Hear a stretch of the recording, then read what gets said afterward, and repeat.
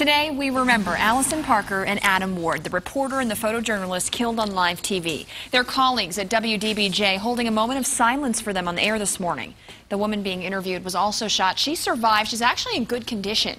The shooter, described as a disgruntled employee, later turned the gun on himself. And this tragic story has touched all of us. Even though we didn't directly know the victims, we could suffer trauma from simply hearing about this story. Yeah, and I learned technology can be both good and bad for the grieving process.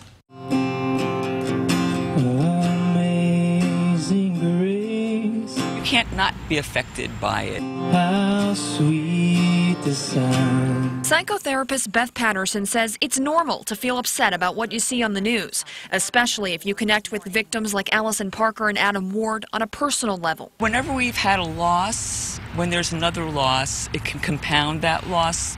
Those of us in the field call it cumulative grief. She says the trigger can be especially powerful for people who've lost friends or family members. I lost my husband 8 years ago. Judy Fisher first heard about the death of the two Virginia journalists on the radio yesterday. But the story really moved her when she saw their loved ones grieving on TV this morning. Every time I hear about a loss, it hits me personally.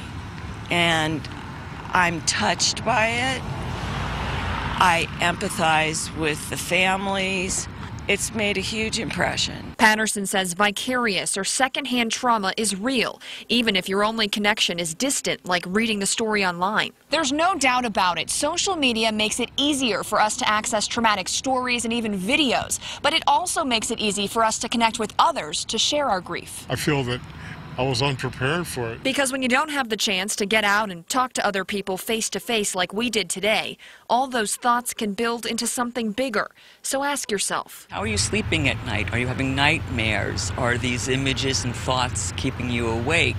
Do they get in the way of your everyday functioning? I once was alone. if the answer is yes, Patterson says it's important to see a professional right away. And if you need help, call the Grief Recovery Institute at 1-800-334-7606. That number's on the bottom of your screen. Also, check with your health insurance provider to see if you qualify for free counseling.